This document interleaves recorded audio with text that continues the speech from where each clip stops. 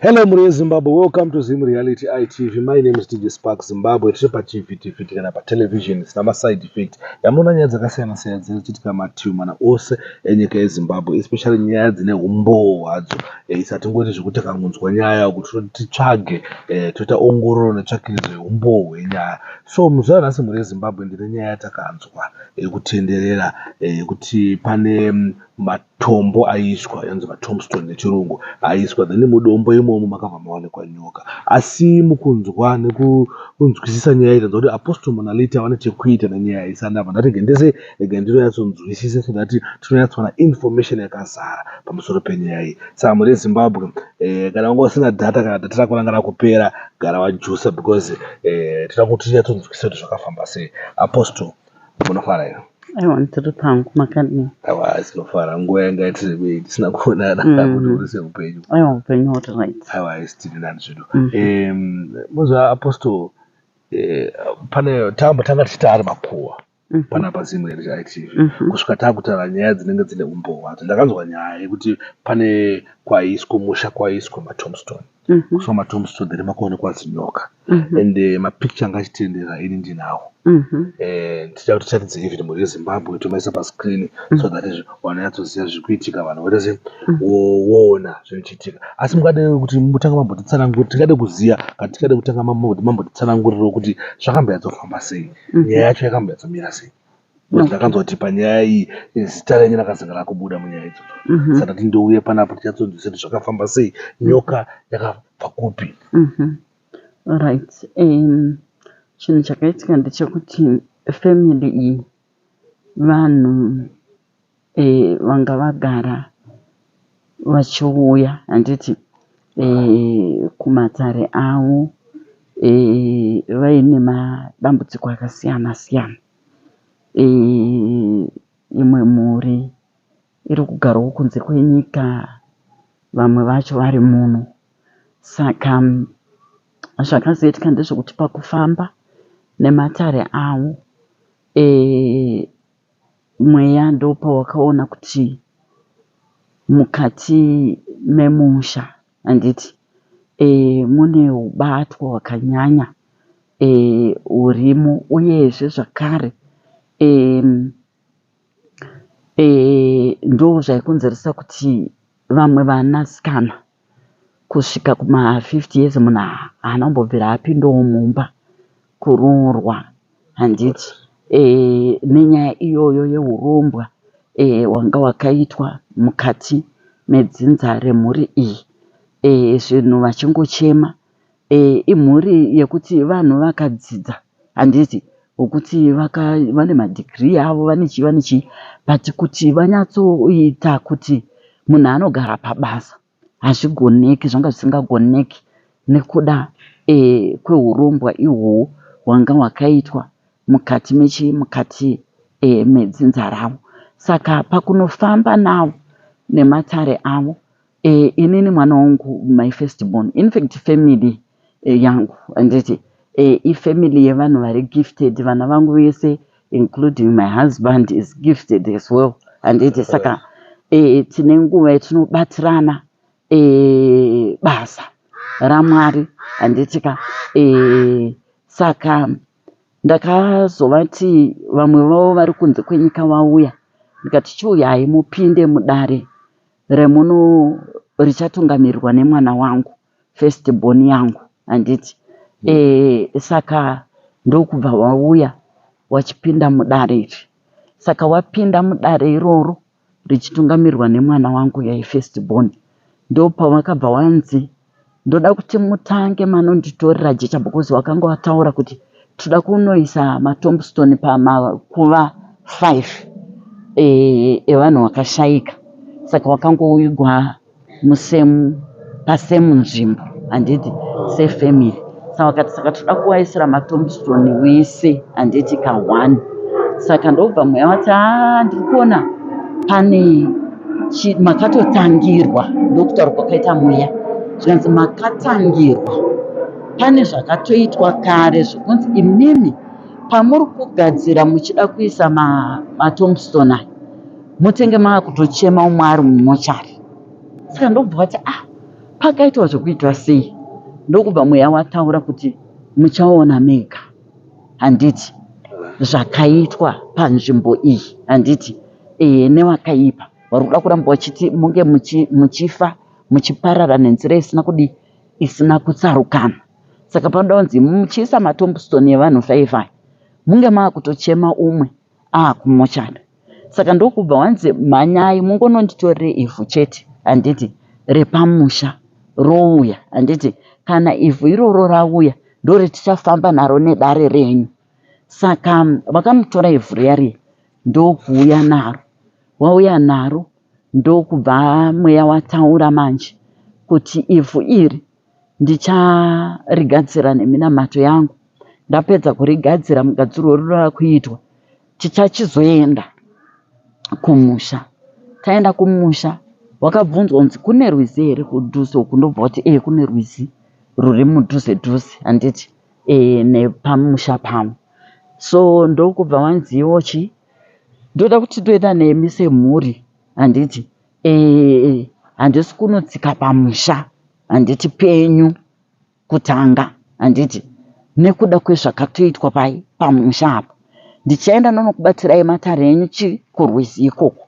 Saka taenda matare akanobatwa, wakagezeswa mhuri yacho yese, wakaitirwa matare avo ese, wakazonzi vange vachikumbirira, handiti kumadzimu avo kuti vatungamirirwe padare ravanga wakatarisana naro iroro rekuisa matombstone. Saka wakakumbirira kuvadzimu vavo vachitaura kuti kana pane chakaitwa, handiti mukati memusha chiri kuda kunzi papfuure mumwe munhu, ngachivhumuke.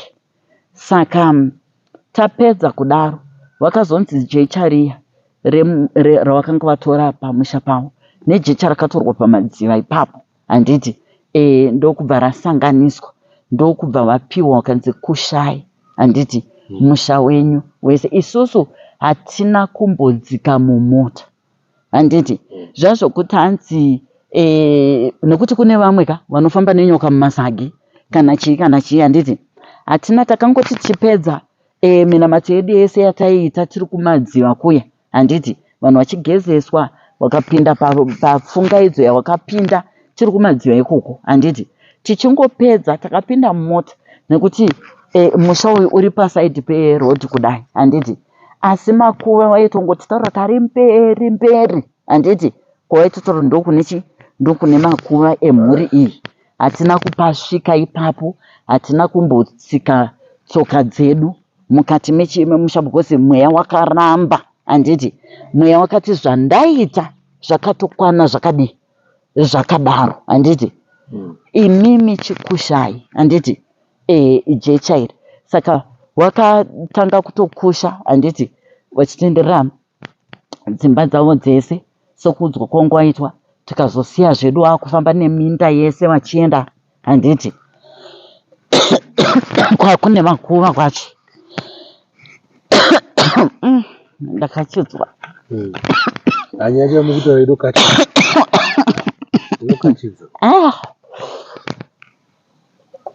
Hey, muri Zimbabwe chimira posta kuti wakondeke nenyaya ndafa muri kudzinzwa nyaya iyi inotyisa, but getiramba takaita takaiteerera so that tinoona kuti chii chakanyatsoitika, because izvo curiosity manje ndo yakundikwadza yekuti chii chakazoitika. Right, saka takasiya zvedu vanakomana vemusha uyu vachikusha.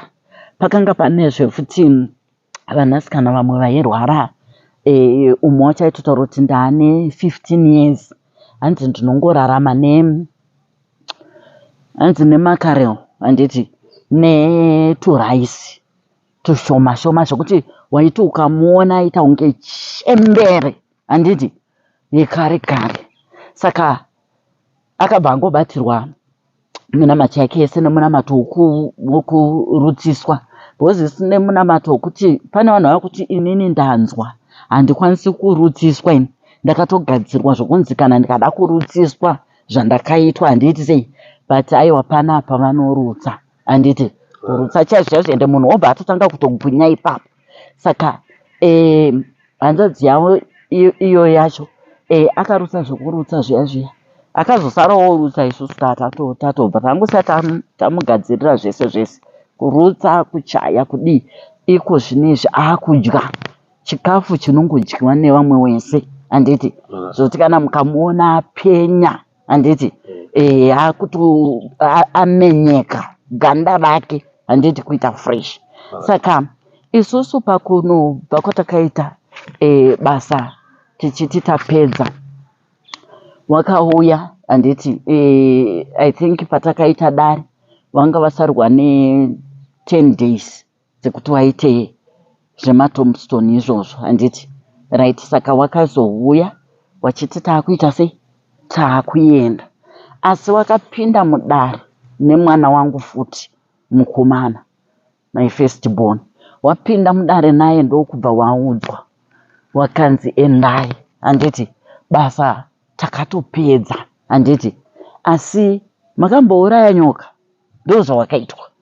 Ndokubva wati ehe, zvikanzi nyoka diki kana hombe, ndokubva watiwo nyokawo medium size handiti kudhara handiti. Ndobva wanzi alright, yemuchaona ibai maruva musoro, murove musoro stereki, yemuchaona this time, nekuti mukasiya musoro hameno zvenyu handiti. Saka iwo havana chavakaziya kuti kana kuti nyoka iyi wachaiwana papi kana kuti wachadii handiti right. Vakaenda vachinoita program yavo iyoyo yematombstone, asi vanoti wakasvika iri Wednesday handiti Thursday makuseni acho vanhu vakamuka vachitsvaira sepano panga pauya vanhu vakawanda. Hanzi wakaona pakati peyadhi pakaiswa zai handiti zai iri pane mushonga handiti wanga uripo handiti panga pakagadzikwa zai riya.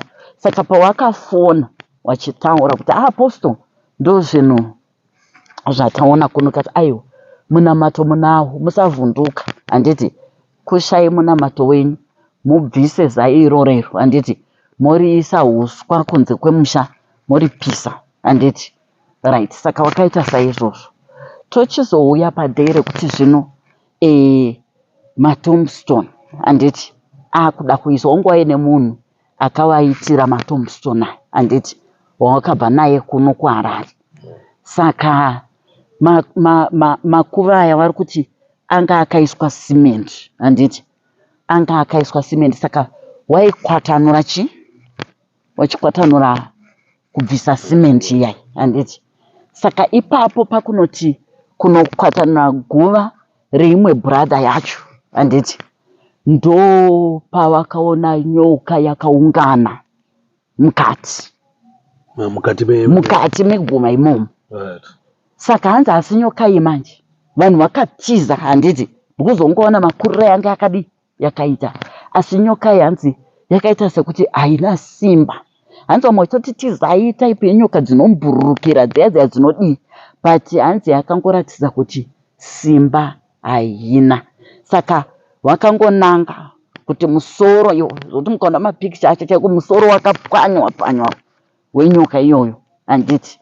Wakati ndo zvakataurwa mudare nemwana waapostoli kuti kana musati mambouraya nyoka handiti yamuchauraya this time nangai musoro. Saka wakarova musoro, wakanyatsomeka sure kuti aiwa musoro, nekuti yenge iri nyoka hombe yakakura yekuti vanhu vese mumusha macho vari kuti wakashamisika kuti zviri kurevei. Girevi ranga risina buri rekuti pane pakanzi kana kuti nyoka iyi yaiuya ichisvikopinda nepapi nepapa handiti, asi yanga iri mukati meguva rakasiliwa nesimende irimo. Saka vakati mweya zvawakataura ichokwadi, kuti paida kunzi umwe munhu agogona kana kurumwa nenyoka iyoyo tosara zvedu kuisa matombstone edu taakutochema umwe ari kupi, ari kumochari. Saka ende chinhu chamakanyanya kutenda kushanda kwakaita minamato yese nematare ese awakabatirwa, wakati mutorwa handiti ndiye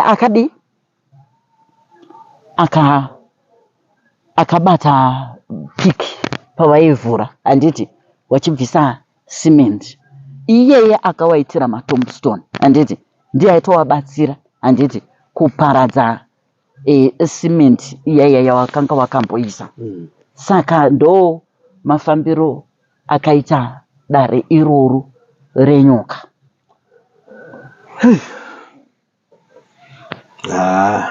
Makwesheni andinawo but matsanangurira amaita andaza kuti I think ndayatsonzwisisa mafambiro akaita because nyaya yacho ndomanzwira anga takaita kuti no pane nyoka yakawanikwa muguva but nyoka yawanikwa muguva iyi Apostle Monalita vangu vambosvika ikoko ndatsoenda apa ndati ndouye zvangu ndatsonzwisisawo kuti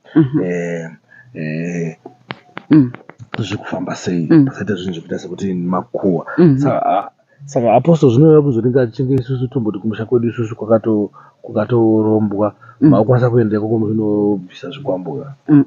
Inini zvikwambo hazvibviswi handiti asi kuenda kwangu mumisha yevanhu ndichigadzira ndaisaenda kumashuro kumweya wakanga wakandimisa handiti ndaingonzi ipa minamati kuti vanhu vanonodai handiti ende vanhu zvichitozororawo handitika.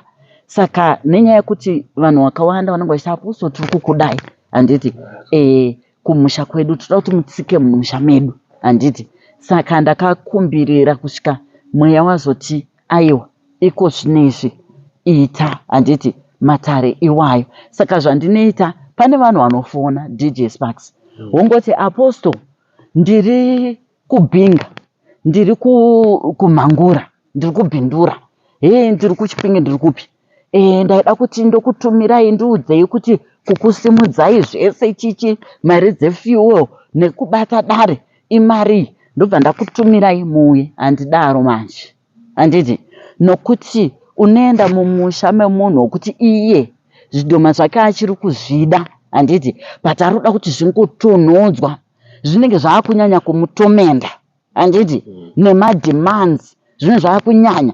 Saka anenge aroda kuti zvimbobatsirwa chete munamato wokuti zvimboite sei zvimbotonhora handiti but zvinhu zvakanenge achizvida. Saka zvinhu zvakadaro zvinokuvadzisa iwewe munhu uri kuenda kunobatsira. Ndosa muchizoona kuti vamwe vanhu maprofita akawanda kana n'anga achizonzi hanzi angaenda pamusha pevanhu akarohwa nezvinhu akatotanga kubuda ropa mukanwa munhu akafa handiti. Inyaya iyoyo kuti unokoshesa kumhanyisa mari kumberi usingakoshesi upenyu hwako. Saka zvandinoita munhu anotanga auya mudare handiti mudare rangu auya mudare rangu totanga kuvhenekana kuona kuti panapa pakajeka here uyezve zvinhu zviri kumunetsa hazvisi zvake here handiti ndezvekuti here ndezvekuti ndezvevamwe vakaromba wakateketerera handiti kwaari handiti. Saka panofanirwa kuonekwa zvinhu zvingani zvinhu zviri kuti zvinhu zvake kana kuti zvinhu zvinofanana nekuti munhu akauya pane vamwe vanhu vokuti ndiye akazvikonzeresa zvinhu zvaakumunetsa handiti. Saka vanhu ivavo vane mashandiro atinovaitira zvakatosiyana nemunhu aroyiwa handiti zvakatosiyana. ine munhu aroyiwa chakundogona kutomubatsira free handiti free of charge handiti but wandinoona kuti uyo akazviparira uyu aiwa he or she has to pay handiti for that handiti ndokutiwo asunungurwe handiti.